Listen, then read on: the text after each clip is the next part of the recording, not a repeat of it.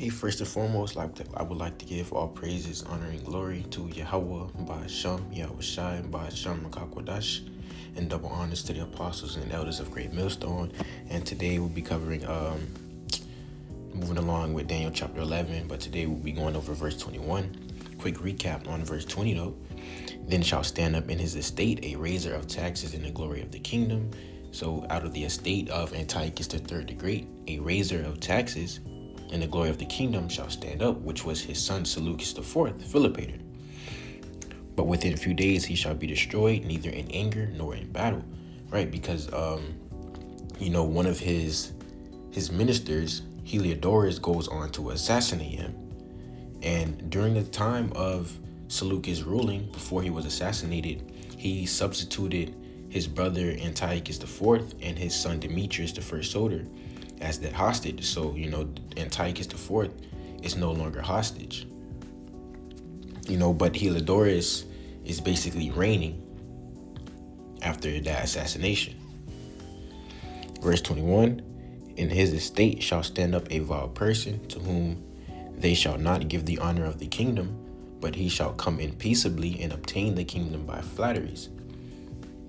And so it says, and in the state shall stand up a vile person, right? So in the estate of Seleucus IV, after the death of Seleucus IV, that vile person who stood up to rule was Mithridates, or his brother, more commonly known as Antiochus IV Epiphanes, to whom they shall not give the honor of the kingdom, right? And the honor of the kingdom wasn't given to Antiochus Epiphanes because he wasn't the true heir of the kingdom. The true heir was Seleucus's son, Demetrius. But, as we just said, Demetrius is now hostage in Rome. But he shall come in peaceably and obtain the kingdom by flatteries, right? Because as we're going to read, with the help from Eumenes II, Antiochus Epiphanes, he easily came to Syria and was able to seize the throne from Heliodorus. And it says by flatteries because he would make certain, there were certain things he would do. He would make certain alliances, give out money, he would pay tributes, he would say what the people wanted to hear, even though he was probably lying, but he was doing that as a way to flatter them and to get him on his side, to get them on his side. So now to read about Antiochus IV. Antiochus IV Epiphanes, 215 BC, November/December 164 BC, was king of the Seleucid Empire from 175 BC until his death in 164 BC. Notable events during Antiochus's reign include his near conquest of Ptolemaic Egypt, his persecution of the Jews of Judea and Samaria, and the rebellion of the Jewish Maccabees.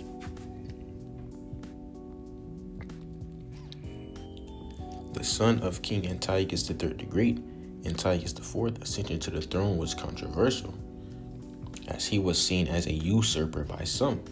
Yeah, and some of them saw him as a usurper because what? Remember, the rightful heir wasn't him. It was Demetrius I. And that's why in Daniel 11:21 it says this, but he shall, Salakia, to whom they shall not give the honor of the kingdom. They viewed him as usurping the throne, which he pretty much did.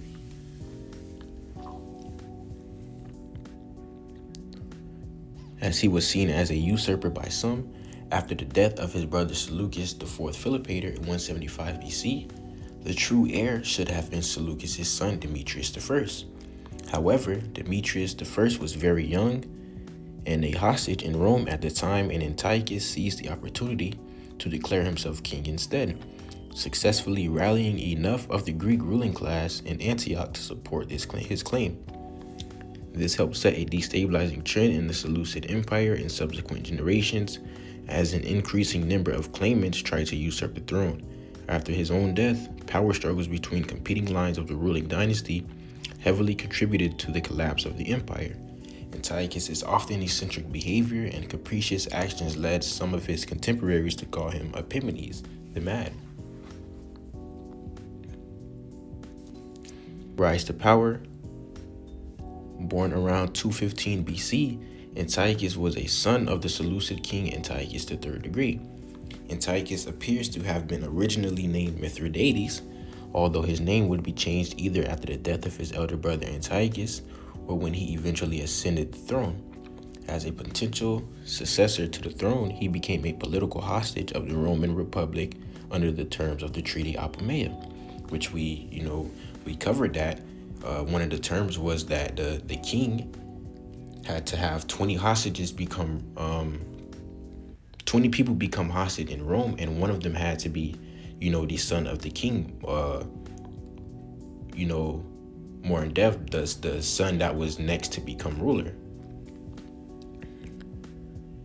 Under the terms of the Treaty of Apamea, concluded in 188 BC, after his older brother Seleucus IV Philopator succeeded their father onto the throne in 187 BC, Antiochus was exchanged for his nephew Demetrius, the son and heir of Seleucus. After this, Antiochus lived in Athens and was there when his brother was assassinated in 175 BC by the government minister Heliodorus.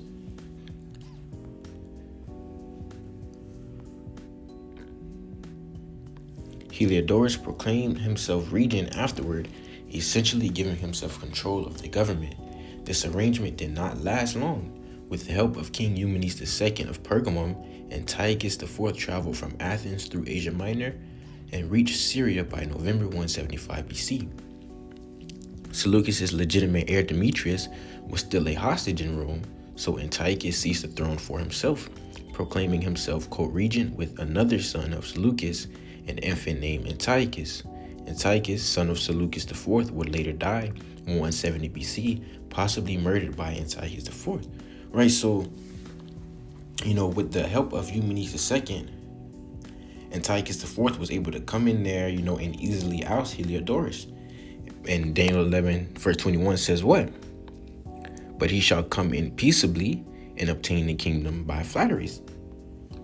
So, Antiochus IV, he pretty much came in there and was like, okay, my brother's son Demetrius, he's still hostage in Rome. He's still hostage right now in Rome, and his other son is too young to rule. So, since I'm their uncle, I'll just rule as co-regent until Demetrius comes back or Antiochus is old enough to rule. Either or, which wasn't really what he had in mind, because like verse 21 says, it was just flattery. He was smooth talking him. But that wasn't all. His ruling style, there was more ways of flattery. Antiochus IV cultivated a reputation as an extravagant and generous ruler. He scattered money to common people in the streets of Antioch, gave unexpected gifts to people he did not know. So, he's flattering the people, his subordinates, in a way to try and get them to accept him as their king. Contributed money to the temple of Zeus at Athens and the altar at Delos. Put all his western military forces on a massive parade at Daphne, a suburb of Antioch, and held opulent banquets with the aristocracy using the best spices, clothing, and food. He also supplemented the Seleucid army with mercenaries. All of this cost the Seleucid treasury, but the empire was apparently able to raise enough taxes to pay for it. His eccentric behavior and unexpected interactions with common people, such as appearing in public bathhouses and applying for municipal offices, and led his detractors to call him Epimanes the Mad, a wordplay on his title Epiphanes in God Manifest. So these were more things he did as a way of flattering the people and winning them over. He wanted them to think, maybe there isn't anything wrong with him being our king. Even though he wasn't the rightful heir. Wars against Egypt and relations with Rome.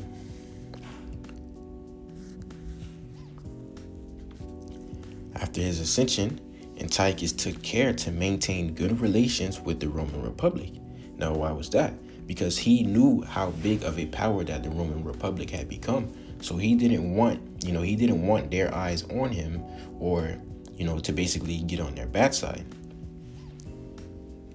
Sending an embassy to Rome in 173 BC with a part of the unpaid indemnity still owed from the 188 BC Treaty of Apamea, right? Because when another agreement during the Treaty of Apamea was that debt or the indemnity that, they had to pay, which during the time of Antiochus III, it wasn't paid off. Obviously, during the time of Seleucus IV, it wasn't paid off. But, Antiochus here, he paid it. And these were more flatteries of his. He's trying to win over Rome. So they can accept him as the king, even though he wasn't the rightful heir. While there, the embassy secured a renewed treaty of friendship and alliance with Rome, greatly helped by the fact Antiochus had come to power with the help of Eumenes II, Rome's principal ally in the region. Right, and that's pretty much it, dealing with verse 21. So one more read. Daniel 11, verse 21. And in his estate shall stand up a vile person. Right, so out of the estate of Seleucus IV, after his death, his brother Antiochus IV Epiphanes, that vile person, gained rule, to whom they shall not give the honor of the kingdom, because he wasn't the rightful heir, so they did not give him the honor of the kingdom. But he shall come in peaceably and obtain the kingdom by flatteries, right? Because he easily came up in there and obtained the kingdom by flatteries, which we just read about, some of those flatteries. So with that being said, once more, I would like to give all praises, honor, and glory to Yahweh, Ba'ashem, Yahweh Shai, Ba'ashem, Rakakwadash, and Shalom.